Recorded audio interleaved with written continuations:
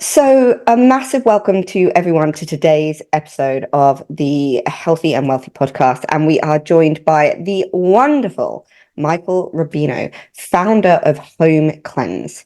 Now, Michael is championing the new frontier of holistic health, which sounds very Star Wars. I feel like I should have some rolling credits going as we say that. So, I'm really keen to hear what this new frontier is all about.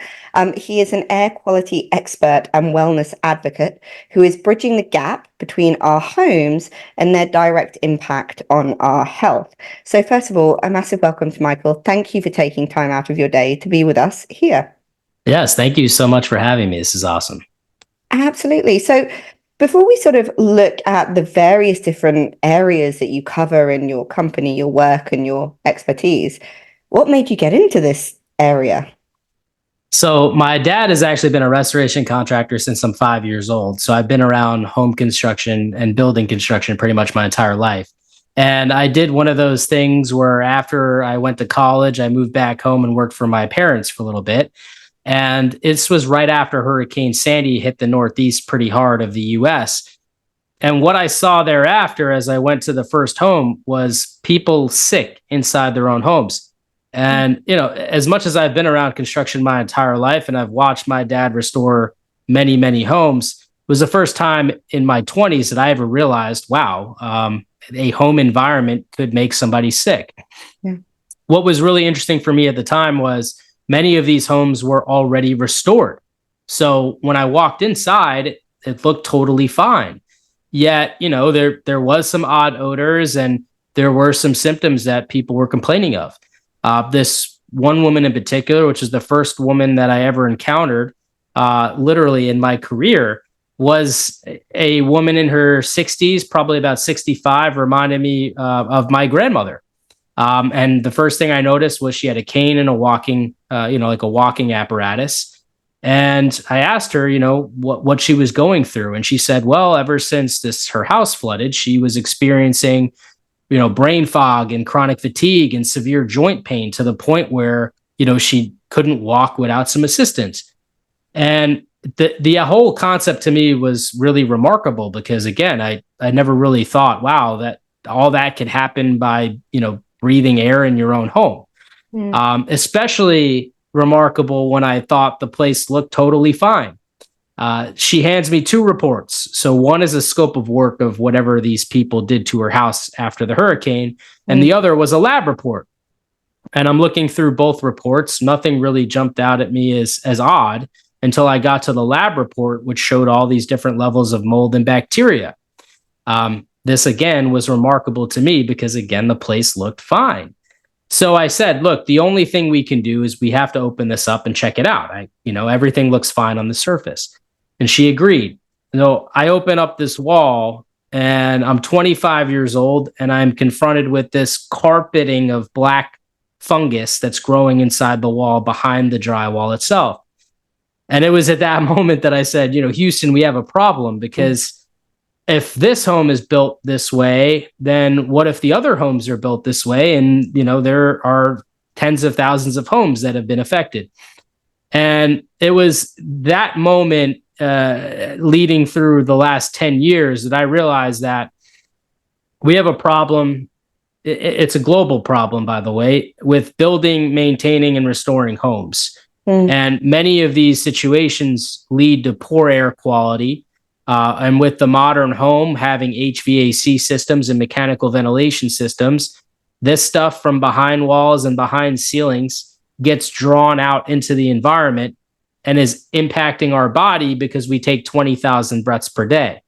So when you put all that math together, you realize all the toxins and the microplastics and the mold and bacteria that we're breathing in.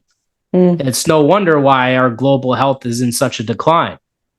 I think that was a really potent visual image that you gave there of that black mold behind the drywall. And I think it's probably something that is unfortunately more recognizable to a lot of people than we would like to admit.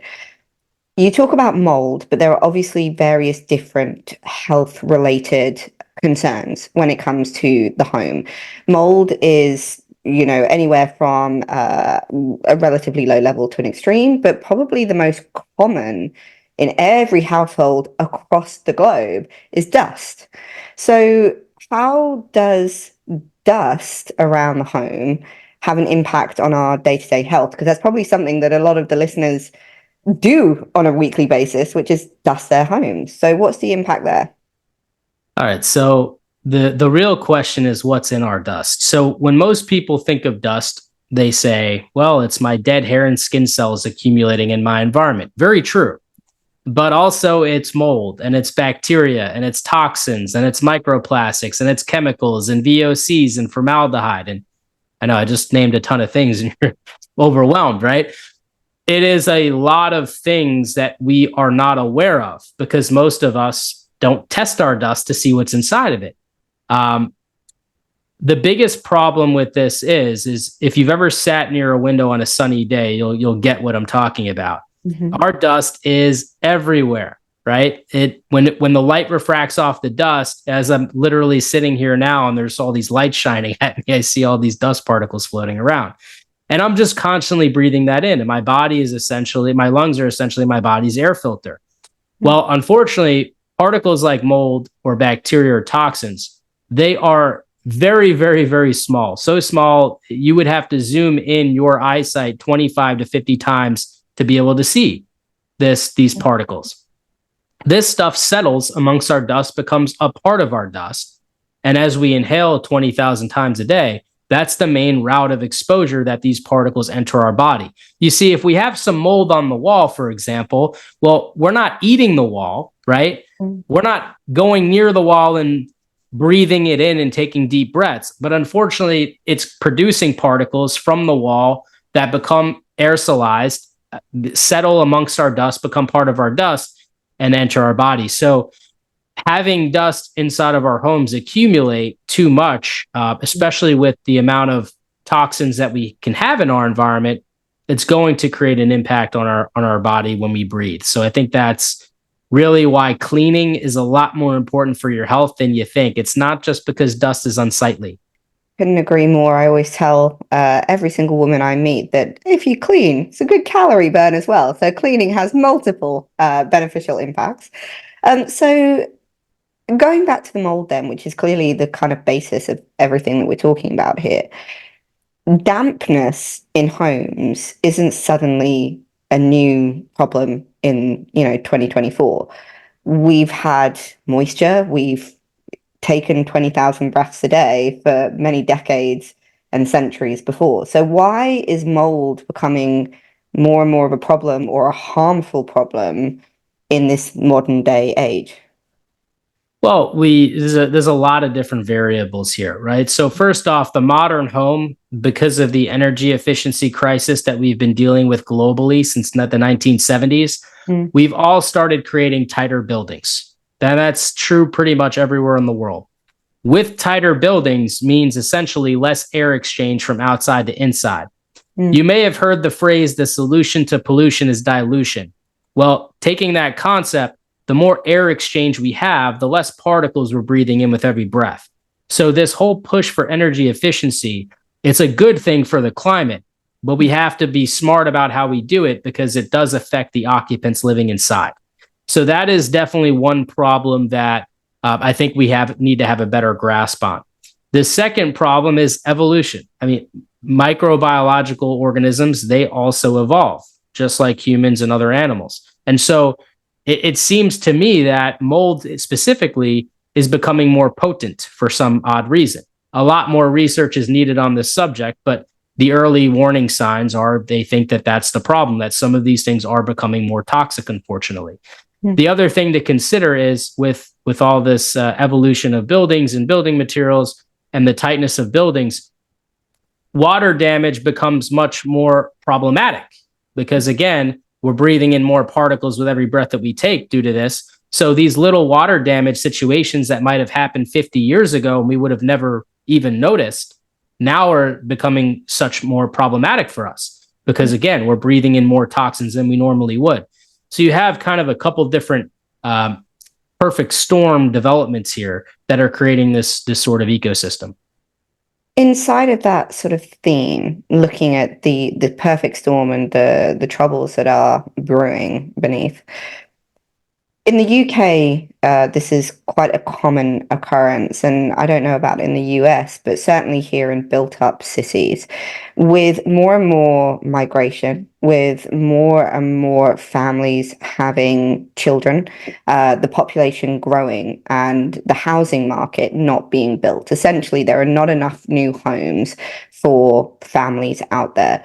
We are finding that there are large families, maybe mom, dad, 4 or 5 kids living in a 2 bedroom apartment. And within that apartment, they're trying to save on energy. So they are not using tumble dryers. They're drying everything on radiators. They haven't got an outside space to put sort of damp clothes. So you have these sort of maybe 6, 7 people in such a small, confined space in these built up areas.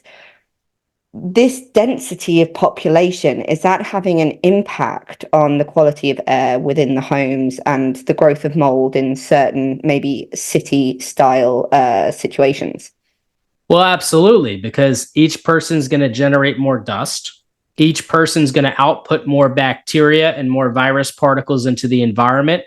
And again, you're sucking out the oxygen in the room because you have multiple people breathing in the same air. So it's kind of like when you sit into a car and you have the air conditioning on, right? You know how when you turn on the air conditioning, there's 2 buttons. One brings in fresh air from outside and one kind of looks like a little arrow circling back. Well, that's continuously recirculating the same indoor air of your car. Well, I hate to be graphic here, but if anyone's ever tooted in that car, right, everybody else in the car starts to immediately open a window and they say, PU, because otherwise it would just keep recirculating. You would never get it. That's why you open the window to get fresh air in. And magically, once you do that, the smell is gone pretty quick. Because again, what you're doing is you're diluting those particles with new air. Okay. Unfortunately, when you have too many people living inside of an enclosed space with no air exchange, which is really what's happening, you're putting out a lot of particles, each human being is. With no fresh air exchange, you're consuming those particles that are exiting your body, and you're sharing the same essential microbiome of everybody in that unit. So there's a lot of challenges with that, especially people becoming more sick. You'll see definitely an increase of illness, and you'll see an increase of toxins if you were to measure the toxins inside of a person's body.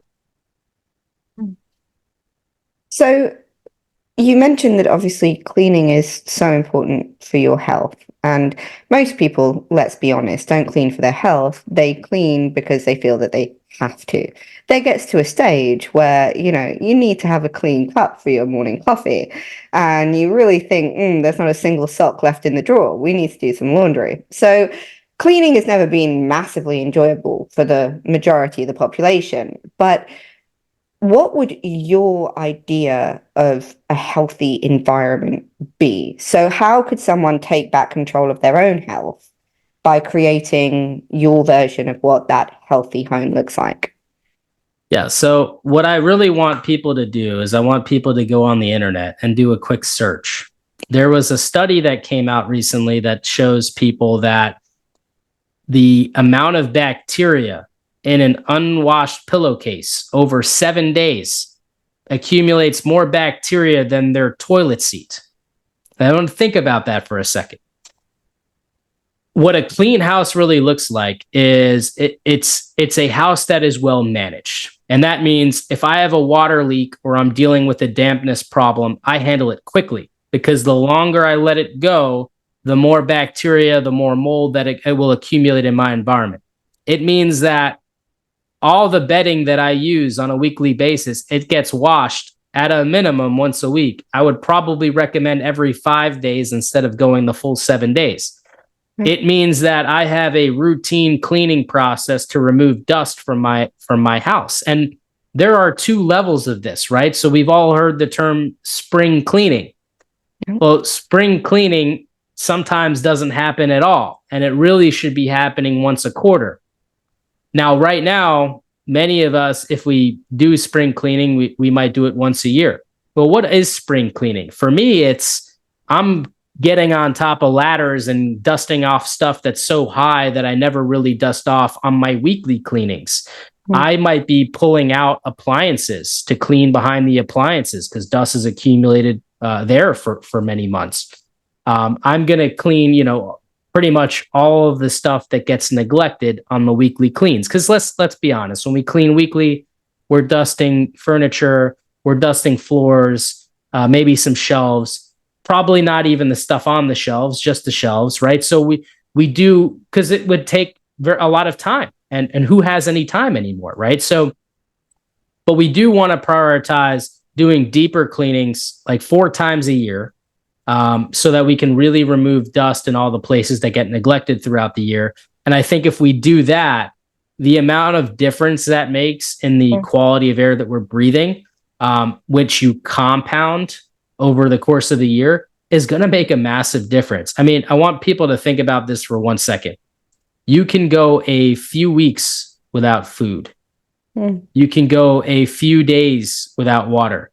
You can't go a few minutes without air, right? Air is very, very important to human health. And what's in that air, unfortunately, it really does matter. You mentioned time, and I think that's probably a key aspect for a lot of the people listening. With everything that we are as a society now expected to do, especially when we get to, let's say, 35, 40 and over, and we have kids who are at multiple different clubs every week, and we have partners that we need to be spending time with and, on an occasion gratifying. We have jobs, businesses, customers, employees.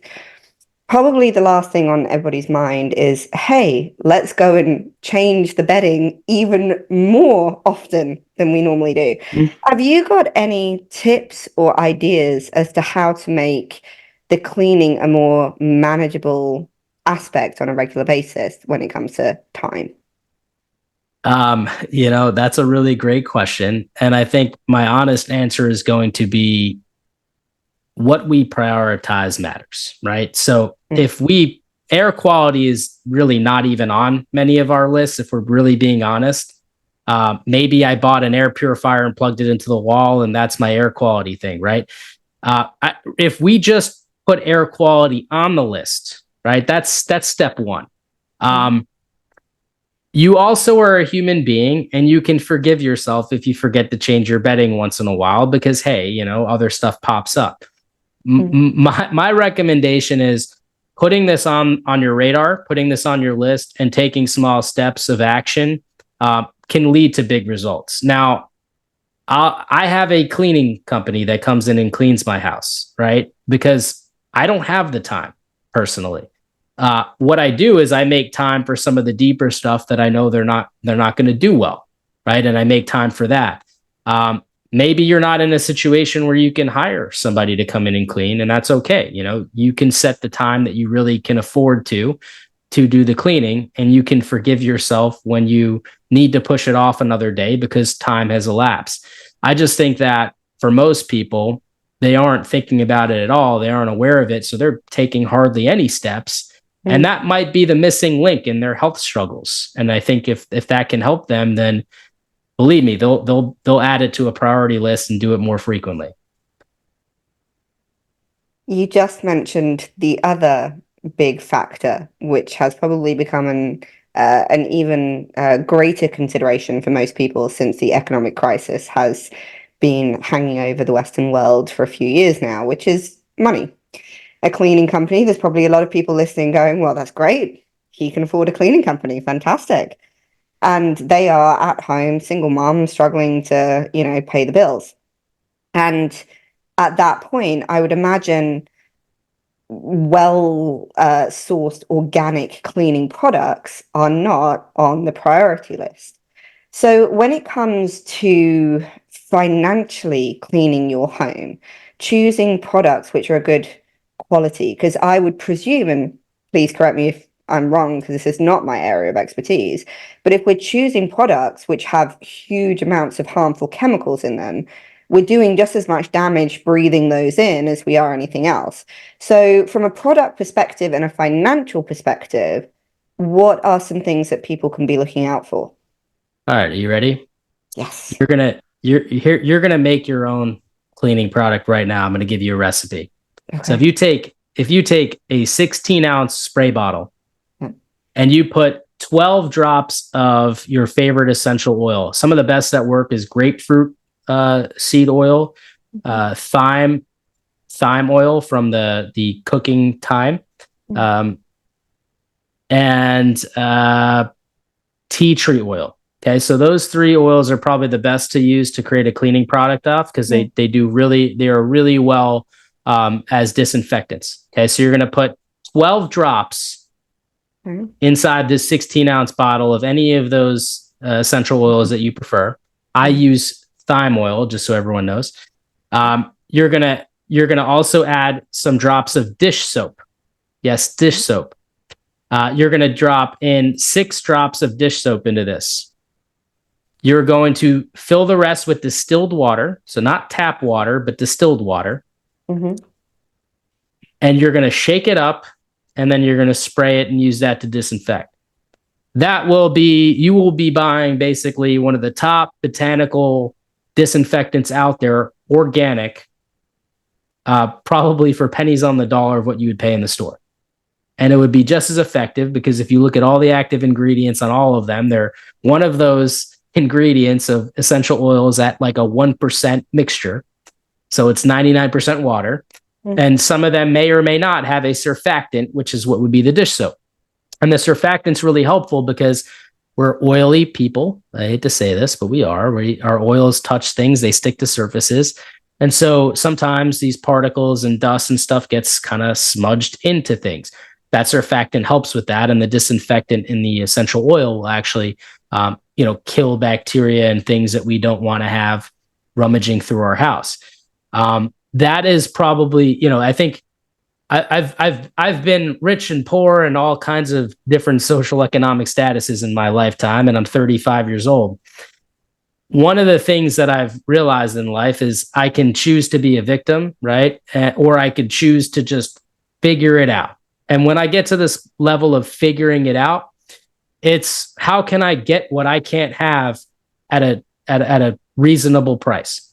So we can make stuff. We can make our own products. We don't have to necessarily have the money to buy them. If I can't afford a cleaning lady, I can't afford one. And it's okay. And there has been times in my life where I couldn't afford one. Luckily, I can't afford one now. But the reality of the situation is no matter what situation we are in, we don't have to sit down and say it's over. We can do something about it, I promise. And I think hopefully people can resonate with that. Absolutely. And for those who are watching this episode, the reason I was turning away was I was frantically writing down that formula that I'm going to be trying myself, and we'll give you all a review of how it goes. So I look forward to giving that one a crack. So when it comes to the health concerns that you've talked about, obviously respiratory illnesses are probably one of the keys that people should be looking out for. But equally, we've seen over the last few decades that certain autoimmune diseases have been on the rise quite rapidly. Is there any connection between our home environment and that rise? Well, I believe so. I said earlier that we need a lot more research. I mean, some of the research we've seen that's been amazing. Actually, some amazing research out of the UK was Cancer Research UK. They released a statement saying that they now believe that air quality it causes 10% of the cases of developing cancers. And they started trying to research what could be the cause when they started seeing an influx of people developing lung cancer who've never smoked a cigarette in their life. Mm. Autoimmune disease is on the rise. I can tell you out of the thousands of clients that I've had, when they improve their environment, a lot of people with different autoimmune diseases have significantly improved. I can't say it causes, but it certainly seems to exacerbate. And there seems to be some sort of correlation with these, problems with dampness and poor air quality environments and these rising illnesses. Over 60% of the global population deals with at least one chronic condition. That number has done nothing but increase over the decades.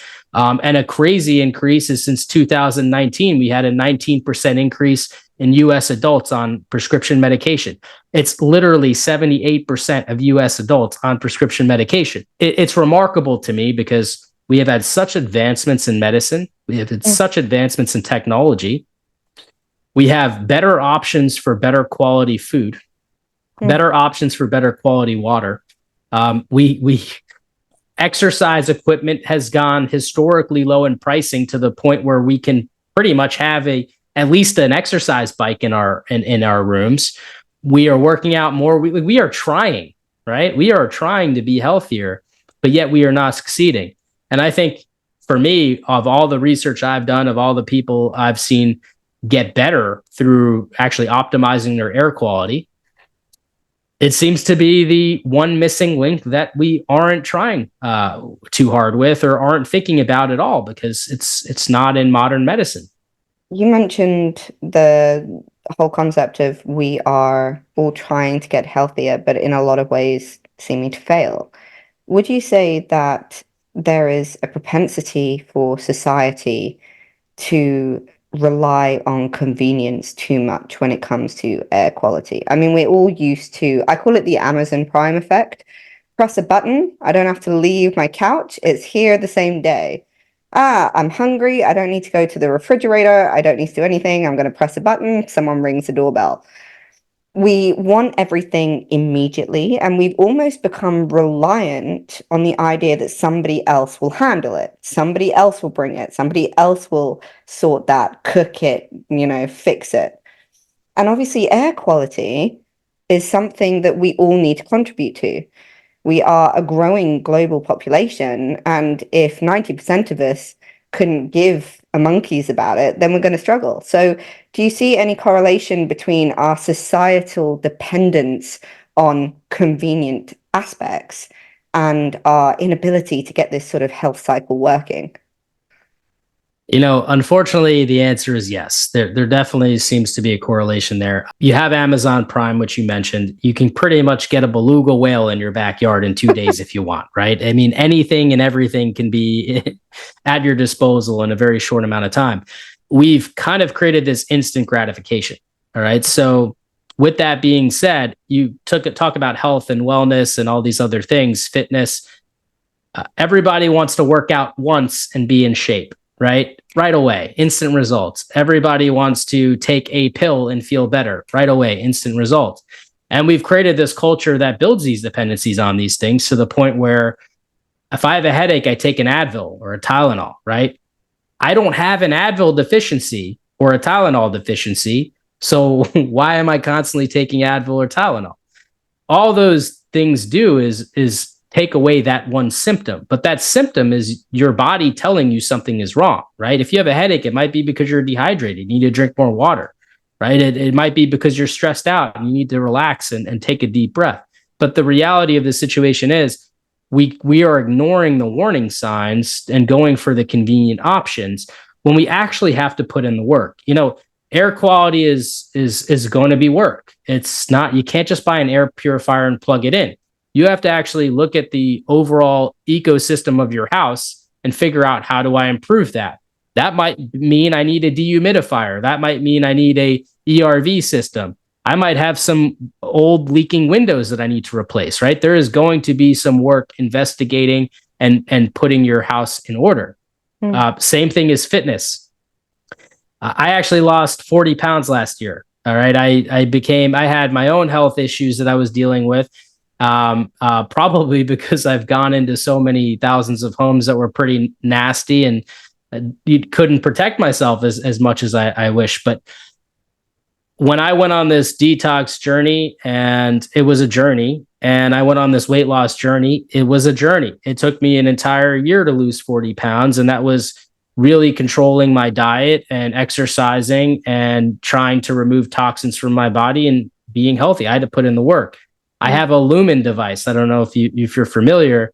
I breathe into this thing every day. It tells me what's going on with my body and gives me all these macros of what I need to eat. And I religiously put in everything that I consume and kind of map out my day.